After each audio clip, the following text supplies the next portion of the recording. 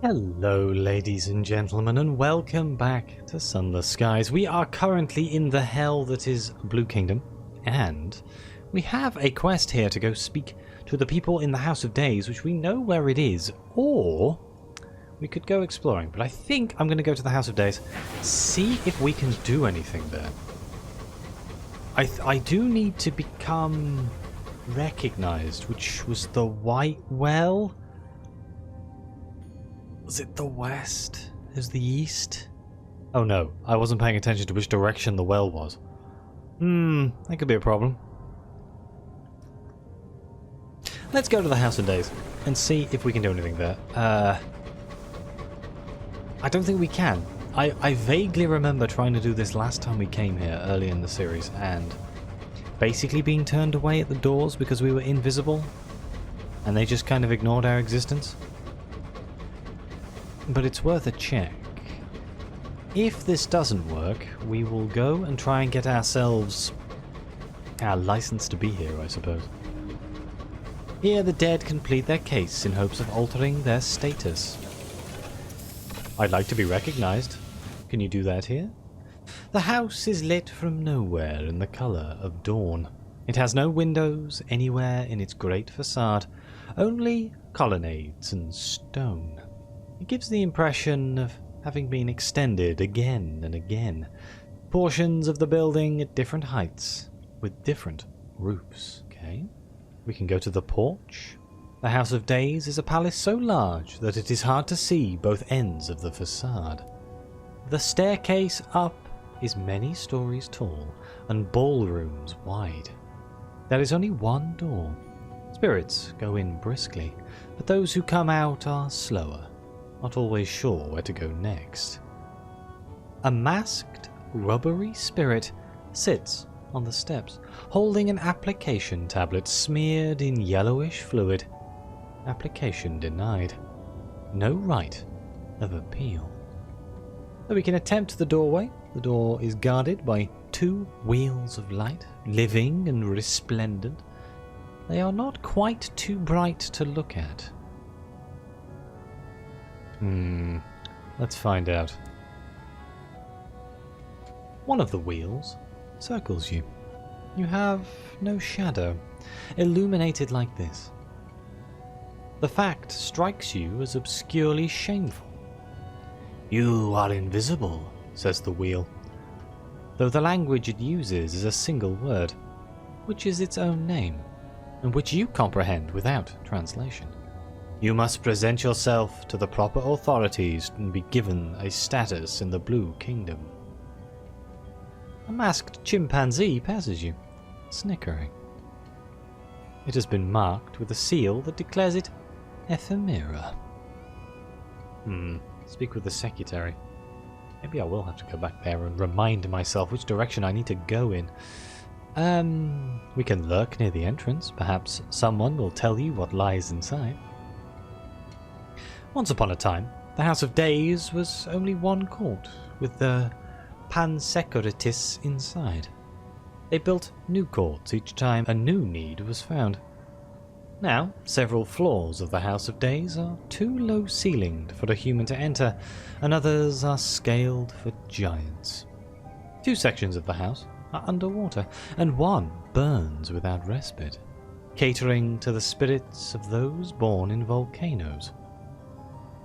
These surface differences do not signify. Every court is essentially alike.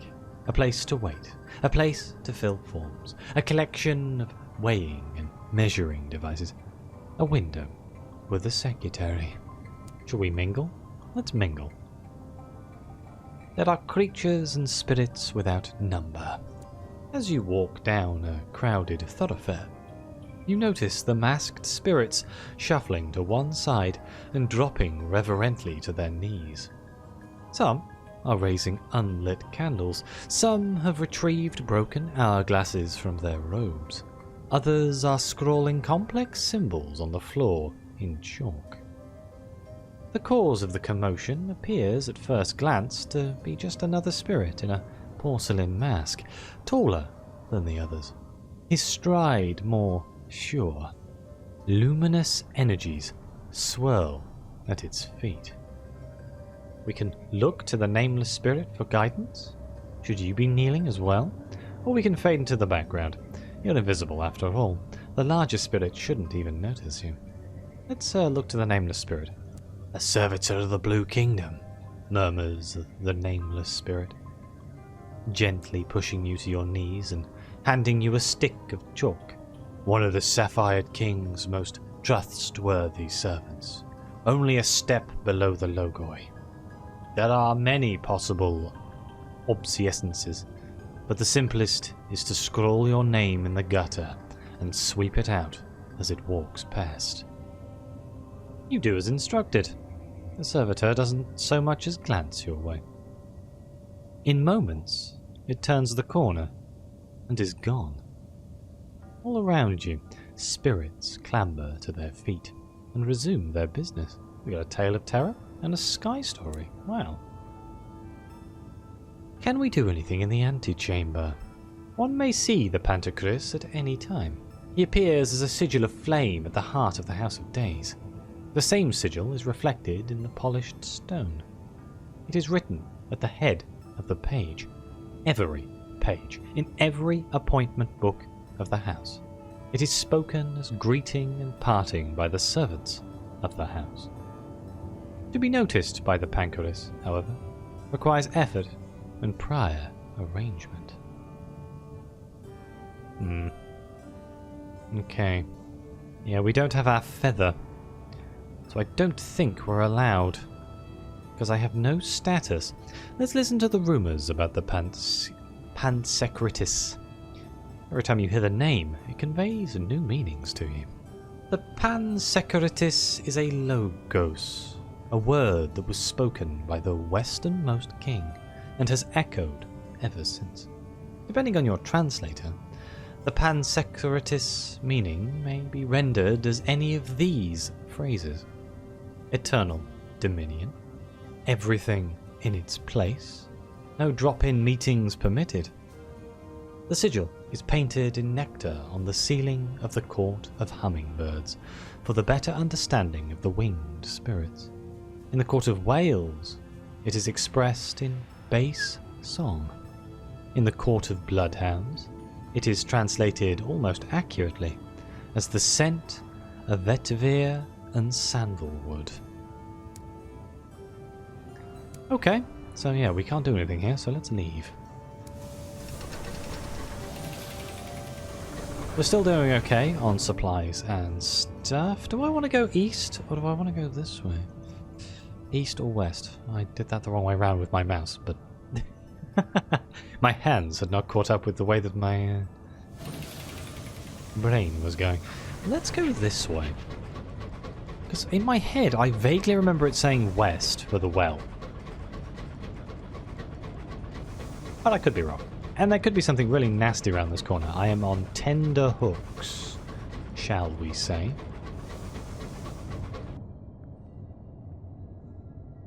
Something great. Of course, I've forgotten that I can send out my... Ooh, what are you? Oh, it's one of them. Oh god, I don't remember what they're called, but they're not nice. An ancient structure has become home to an enclave of dead spirits. Hang on. An enclave of the dead. These shades, some once human, some not, all masked and quiet, are performing the observances they hope will secure their passage through death's door. They pray around a pattern of stones arrayed in complex circles. Occasionally, one of them stands and moves a stone, provoking a fierce but silent and gesticulatory argument. When you approach, they stop.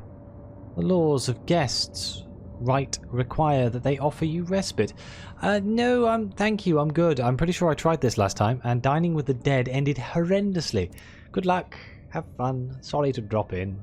You climb back onto your engine and steam away. The shades watch you from behind their solemn masks. Yeah, no, I'm good. Thanks. Let's see if we can get some combat in here. You are shooting. Oh no. Oh, Holy crap. Ow. I guess I missed the bit where everyone else had missiles, huh? Ah, I was hoping that wasn't going to clip the side of the building.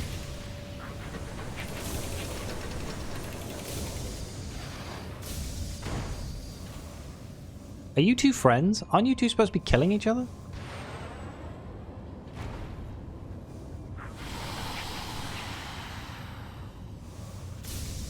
What alliance is made? What's going on here?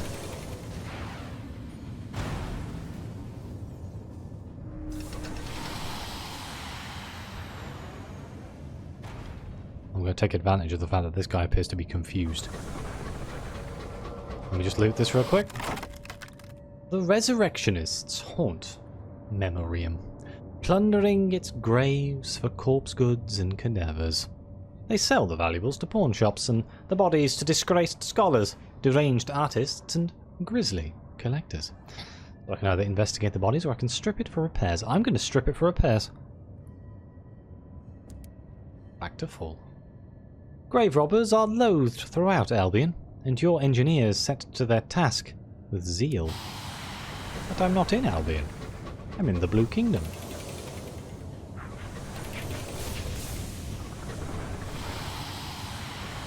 Where's he gone?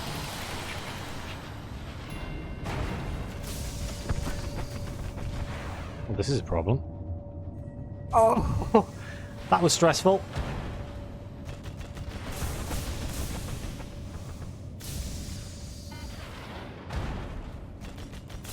Ah. Yeah. I don't like this, I don't like this, I don't like this. Ow. Frick. How much health do you have? That much. Oh, that was bad. Right, who are you guys? A Spirifer engine. Oh, it's a soul stealer.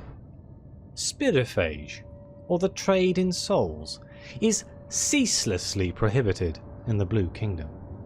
Nevertheless, Spirifers flock here, drawn by the quality and abundance of souls available in the kingdom. They will take lost spirits they can lead astray, or ransack the soul troves locked in unplundered vaults. The engine is covered in gaudy pendants, brass gongs and copper bells, in a poorly grasped imitation of funeral customs intended to hoodwink kingdom officials. So we can either loot the engine's plundered halls, it must rattle with stolen souls, or we can retrieve an otherworldly artifact. Canny Spirifers know that certain artifacts can open the vaults of souls found across the Blue Kingdom. I'm going to go with an otherworldly artifact. It seems like that's not the best choice, but I used a lot of these recently. The engine has accumulated an astonishing amount of useless paraphernalia, some to disguise itself as a merchant engine, some to disguise itself as a funerary vessel, some more obscure in purpose. Your engineer dismisses it as worthless trash it is. A hidden compartment in the battery contains what you're after, a glistening artifact to unseal a Blue Kingdom vault. Nice. Okay, so that's a path back to the relay. I could send out the Ratanaut. I'm a little bit concerned that there's no supplies for sale in the Blue Kingdom. I know that as a fact. So I've got to be a little bit careful. A smart man would have filled his bank up with supplies before he came here, but I didn't really think about it. We can eat petrichor, but I believe there is sort of downside. Something's coming.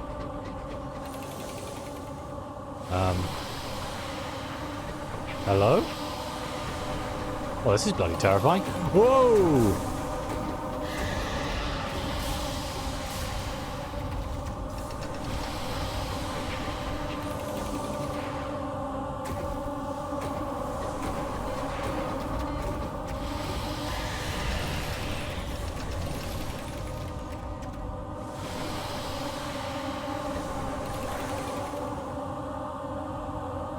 I missed.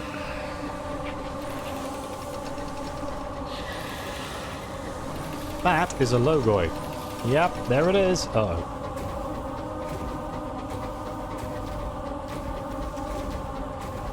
Oh, this is very bad.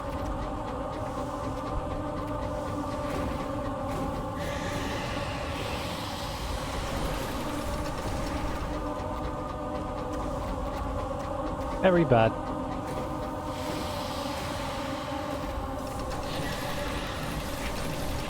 Surely you've got to be almost dead.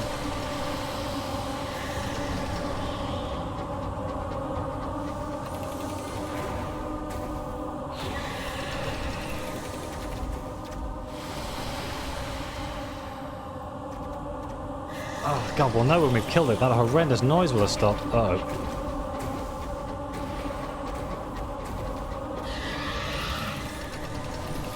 Yep, still not dead.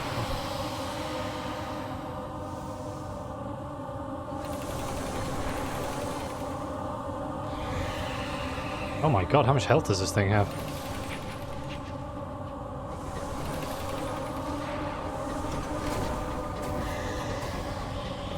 Full reverse.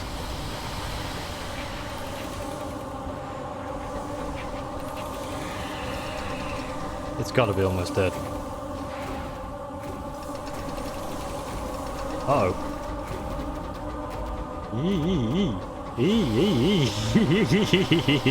That was close.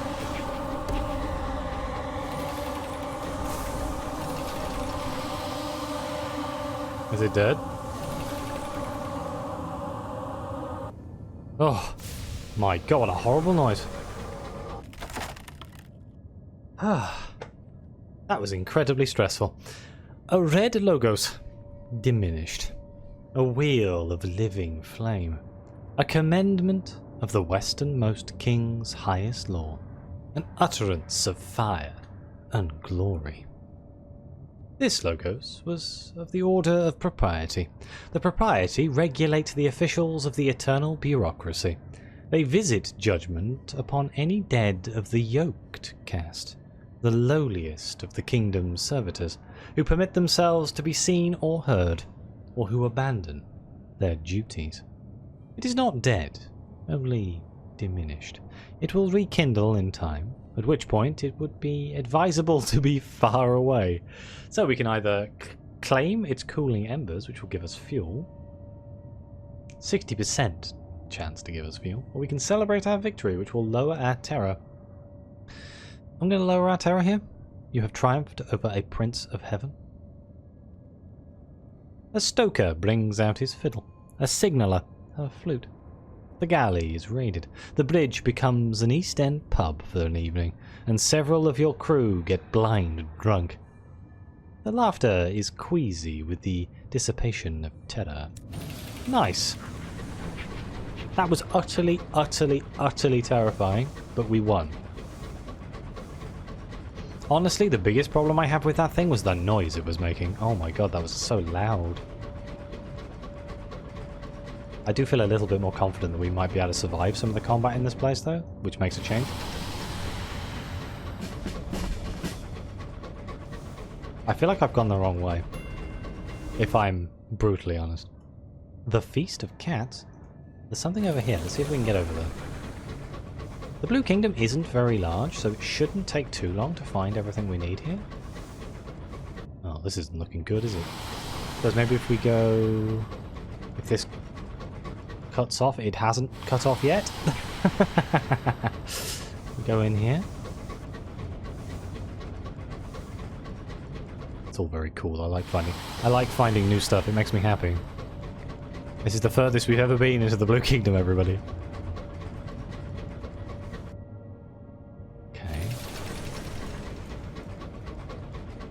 I'm acutely aware that my supplies are running a little, not low per se, but not as high as I would like. I really hope this question mark is a port. That would be nice. We're also looking for the Forge of Souls.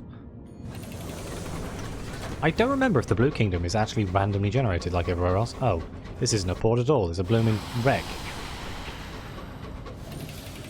Oh, that's a scribe spinster over there. The wreck gleams with frost. Its windows are dark, its engine silent. Perhaps something of value lies within. I'm going to strip her for repairs because I'm paranoid. Okay, what do you got for me, rat? Here we go. A platform. So there's a platform here, a dock here, like a station here. Let's see if we can find our way to that station. The Ratanaut returns with a wicked grin. The heavens cannot keep their secrets from us. Yeah, you'll see, like, we've almost uncovered a quarter of the Blue Kingdom. It's such a small place. It's just so horrendously dangerous.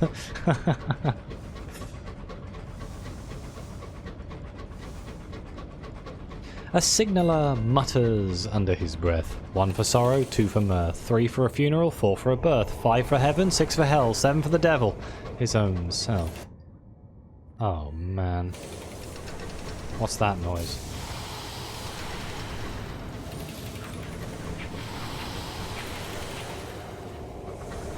That's a gold logoid. For God's sake.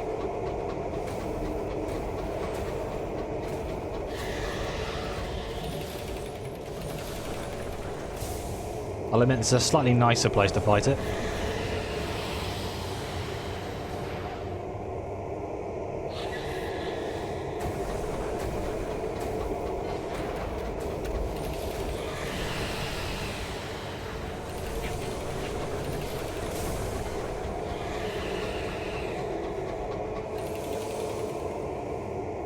The biggest problem with these fights are the amount of fuel they take to do.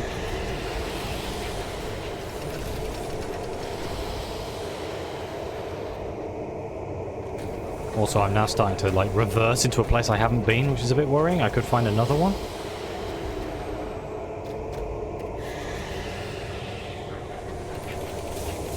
I pressed the wrong way.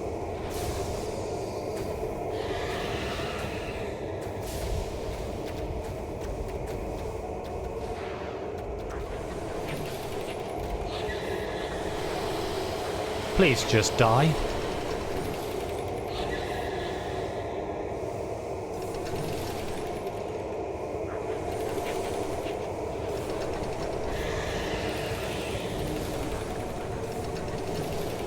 Almost dead. Ah, dodged into that. Oopsie doodle. A gold logo. A wheel of living flame. Yes, this logo was one of the Visitation who delivered trials upon the dead pilgrims of the Ephemera caste. It is not dead, only diminished. I guess we'll celebrate my victory again. It's quite a decent terror reduction. Bring out the fiddle and stuff. Okay. Alright, now there was a nasty little grave robber up here as well, which has me slightly on edge.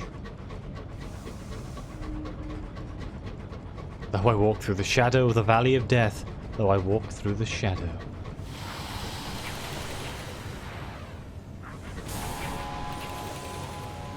I'm not too scared of the Resurrectionists. They do have quite an arsenal, but we fought them many times.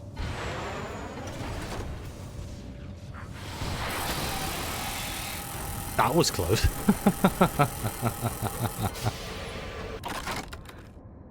We can demolish him. Let's investigate the bodies. 84% chance of success.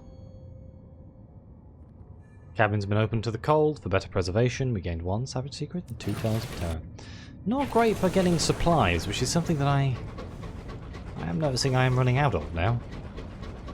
These fights are taking quite a lot longer than they normally would, because everything's just so much more dangerous here. No, Spirifa, go away. I'm not... No. I refuse. I flat out refuse. I'm not fighting you. I've done so much combat already. The narrow road, so thick beset.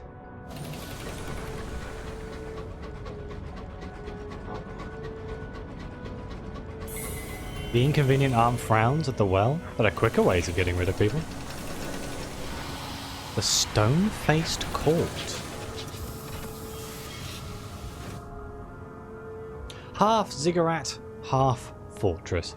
The court is where spirits go to face judgment before they meet their end. A meek little city has sprung up around it almost by default. Oh, this is the White Well. This is where we were trying to get to.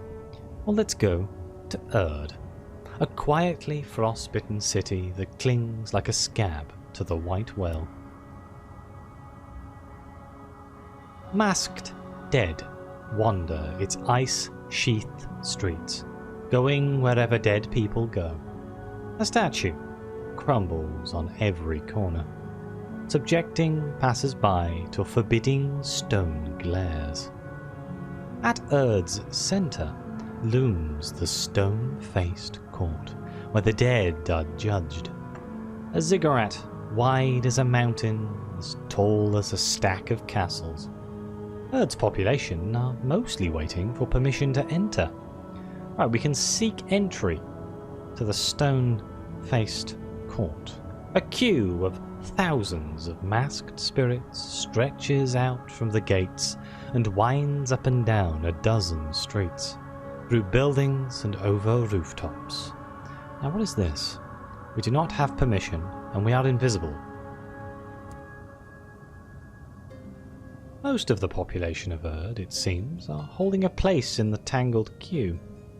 You see spirits departing and rejoining, silently tapping each other in and out. No one pushes, no one cuts in. An unfathomable etiquette is at work. When you ask a spirit near the front how long they've been waiting, they just shrug. A woman sits in a booth beside the gates. At least you think she's a woman. The flesh above her collarbone has been carefully trimmed away, leaving a picked, clean and perfectly bald skull with gemstones in its sockets. She grins more fixedly than one might expect, even from a skull. "It's a bit of a wait, dear," says the unreasonably chirpy administrator. I'm going to ask my litigator to intercede on my behalf. Your champion glides forward, smoothing, flattering, placating. The nameless spirit leans forward and whispers something in the vague area where the administrator's ear should be. She nods and waves you through without a word. "Your entry permission lasts 1 month only," says the administrator, stamping a certificate and handing it to you. "So now we can enter the stone-faced court." We'll need an entry pass from the administrator in order to skip the queue. As you step inside the court, you are immediately accosted by another skull-headed gentleman, though his ivory is noticeably more worse for wear than the administrator's, yellowing, cracked, pitted with craters. The curious official glances irritably at its clipboard. An invisible. Perfect. Wonderful. An administrative nightmare was exactly what I needed at this juncture, in fact. He looks you over. Well, follow me, I suppose. I'm your guide, welcome to the court, etc. Okay, let's follow the official. Spirits are obliged to pretend that they can't see you, which could make for some excellent pranks, if that were permitted, which it is not. Your footsteps ring out as you walk through the labyrinthine corridors of the stone-faced court. The bleak stone catches the echo and magnifies it 100-fold. "Delightful, aren't they?" mutters the official as you walk past a row of misshapen gargoyles. The court is vast and cold and almost entirely empty, unless you count the statues. Everywhere you look, there are statues in varying states of decay. Trials take place in a grand chamber at the court's heart, dominated by a colossal basalt statue of a sphinx. Judges are distinguished not just by their horned crowns, but by the hoard of gemstones embedded in their skulls. As you enter, the jeweled judge is deliberating atop her throne. A masked spirit stands in the docks before her, placidly awaiting its fate. Dead, mutters the official behind you. Dead, dead, dead. She's gonna say dead. Look, it's obviously dead. Nothing to see here, just dead. Hurry up. Dead. Dead, pronounces the judge, finally. Okay. Well, I can write a report. What is there to say about the city outside? The dead wait, the snow falls, the days pass. The court is where things happen.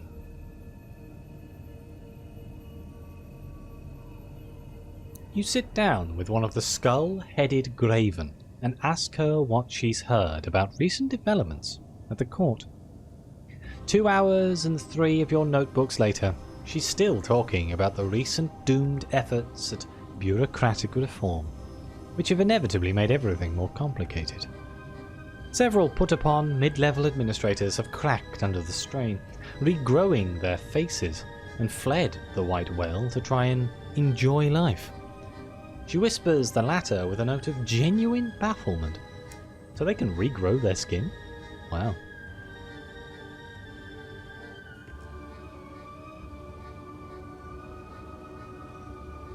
So I can watch the trials of the dead. Surely an interesting case will come along any moment now.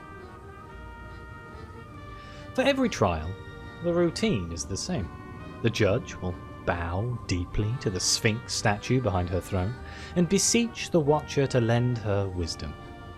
A spirit will be brought forth and measured and prodded and weighed, and the judge will declare it dead. Eventually, a spirit is ushered forth whose case has unique complications. The spirit under the trial is an ephemera who has been bounced around the Blue Kingdom for decades. Its case file is a stack of stone tablets that the dual judge reads through with evident horror. The spirit just wants it to be declared dead, but its papers have been repeatedly misfiled. Its soul raises all sorts of false alarms among the spirit measurers, and its corpse was exhumed and used in unsettling experiments. All this has apparently greatly complicated its post-mortem status. I'm sorry, but the Watcher has told me I must declare you ephemera for the 11th time, says the judge apologetically. Please ensure these issues are sorted before you return for another trial. The spirit's shoulders slump in defeat. We have a 49% chance to argue the ephemera's case myself. You barely know the laws here, and you've only got a few minutes to scan 6,000 lines of cuneiform engravings. What could go wrong? I agree. Oh. As you scan the tablets, you quickly realise that you have no idea what you're doing. Ink swims before your eyes. You put the paperwork aside and make an impassioned speech about compassion and mercy. It is eloquent, stirring, heart-wrenching. It is almost completely irrelevant. It's quite clear that you have no relevant legal knowledge at all, says the judge. I maintain my previous verdict of ephemera, and since you have wasted so much of our time, I'll be revoking your permission to remain in the stone-faced court. Oh, God. A squad of silent spirits escort you outside of Erd.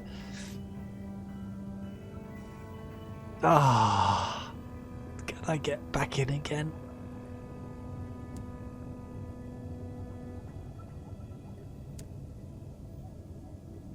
Intercede, please. Oh, thank God. We'll follow the official again. He should take us to where we need to go. Yep. Okay, right. Fantastic. So, I can ask the official to formally declare me anti-deceased. You are currently invisible, but would prefer to be seen. If successful, this will change your status to anti-deceased, confirming to the Blue Kingdom that you are lamentably alive. The official sighs and pinches the spot where the bridge of his nose used to be. Always me, isn't it? Well, I suppose it will cause less trouble for us both in the long run. Before I can declare you anti-deceased, I must be satisfied you're committed to being dead one day, says the official. No dabbling in immortality, no living life to the fullest. You're just a shell of meat and juice patiently awaiting its end. The traditional way is to do this is to stage yourself a premature funeral, a public demonstration of mortality. Then there's just some paperwork and you're officially living for death. Really? Oh. Okay, so.